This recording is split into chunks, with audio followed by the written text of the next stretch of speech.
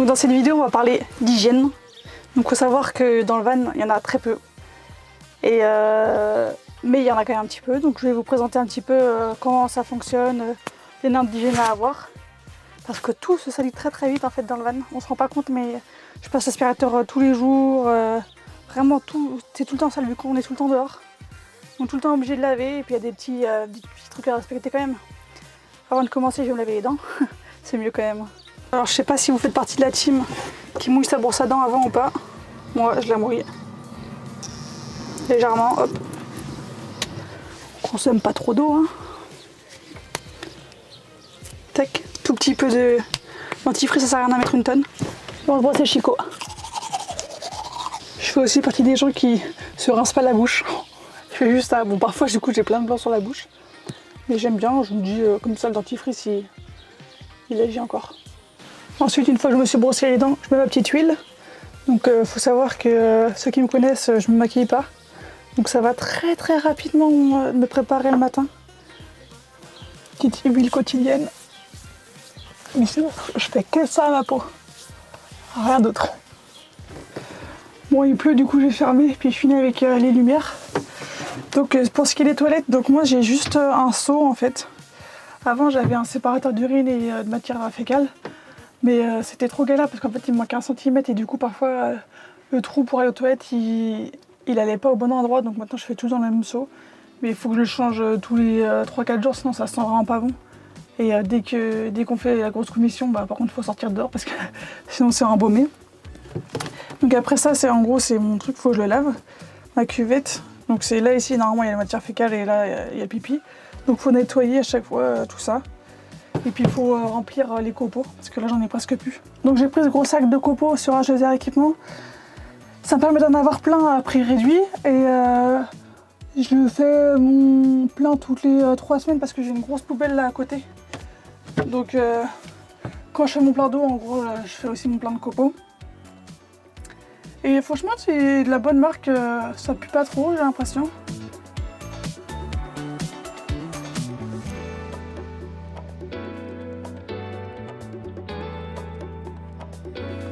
Allez, à la tienne.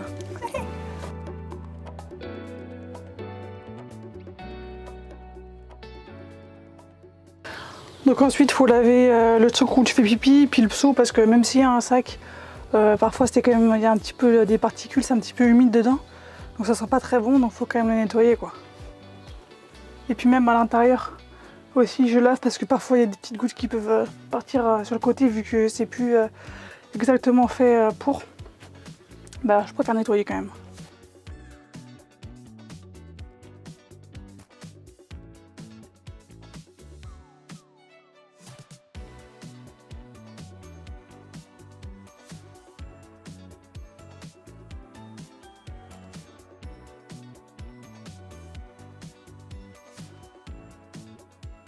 Donc une fois que c'est nettoyé, ça, je laisse sécher dans la salle de bain, ici. J'attends, je passe mon petit coup d'aspirateur.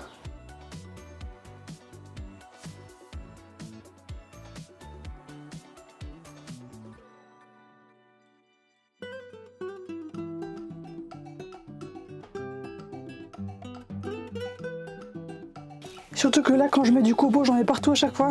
Donc il faut absolument que je passe un coup d'aspirateur, je suis obligée. Je crois que je passe l'aspirateur au moins 3 fois dans la journée, c'est un truc de malade. Ça s'en met partout, partout. Donc ensuite c'est au tour de l'évier, une fois qu'on a passé l'aspirateur partout.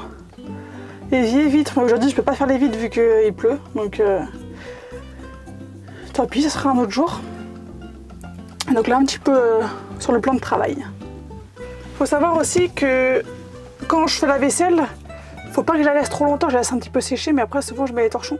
Parce que vu que je fais un courant d'air, que j'ouvre là et que j'ouvre là, il y a souvent de la poussière qui passe, donc après c'est un petit peu dégoûtant de mettre la poussière sur la vaisselle toute propre. Donc faut être assez rapide sur l'essuyage de la vaisselle quoi. C'est bon, mes draps sont propres, donc je les mets à laver toutes les semaines ou toutes les 2 semaines. Parce que vraiment il y a tout qui vient sur les draps. Puis parfois je mange dedans aussi, donc bon, c'est un petit peu dégoûtant de savoir que tu poses ta tête sur plein de microbes. Et même dans les règles d'hygiène aussi, faut bien séparer le propre. Je mets mon propre dans ces placards-là. Et là ici, hop, je mets mon sale. Et dans ce placard-là, je mets ceux qui sont, genre mes sweats, que je peux porter 2 jours, qui sont plus ou moins sales, quoi, en gros. Mais bien compartimenter ce qui est propre et ce qui est sale.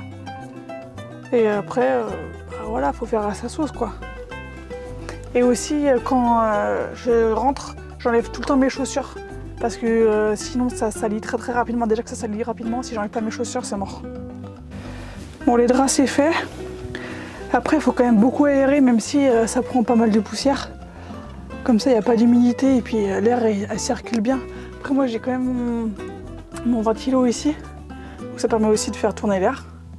Mais ouais, c'est quand même important la ventilation, pour pas que ça moisisse.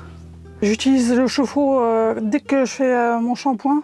Sinon, je fais parfois aussi à l'eau froide, vu qu'en fait, il fait quand même assez chaud en ce moment. L'eau, elle n'est pas non plus gelée comme elle peut être en hiver. Et ça consomme pas mal d'électricité avec le panneau solaire. Donc j'évite aussi de faire fonctionner mon chauffe-eau, mais quand j'ai envie, je l'utilise sans problème. Et c'est là aussi où je me rase, mais en vrai c'est galère de se raser. Et ça dépend aussi, quand j'ai mes règles, je prends plus de douches. Ça dépend aussi de la chaleur. Les règles dans le van, c'est quand même galère en vrai. Moi j'ai des culottes menstruelles, donc je les rince à chaque fois directement. Et après je les lave en machine. Mais en vrai c'est pas méga hygiénique, en plus ça sent pas très bon. Mais bon, c'est la nature humaine, donc let's go à la douche. Donc mes conseils sur l'hygiène en van se terminent. Et je voudrais juste dire que je pense que le fait d'avoir un van propre et organisé, ça contribue aussi à d'avoir une meilleure expérience dans la vie en van. Après, si ça vous dérange pas d'avoir toujours du sable sous les pieds, d'avoir les chicots jaunes ou pas se laver, après ça, c'est comme bon vous semble, hein. Vous faites comme vous voulez. Moi je sais que je suis pas non plus la reine de l'hygiène, je suis pas non plus une maniaque du ménage, mais ça reste quand même des choses importantes un petit peu à avoir sur la propreté. Et donc si vous voulez d'autres tips ou si vous avez d'autres tips à donner en commentaire, n'hésitez pas. N'oubliez pas d'aimer puis de partager la vidéo si ça vous a plu. Et on se dit à la prochaine pour une nouvelle vidéo.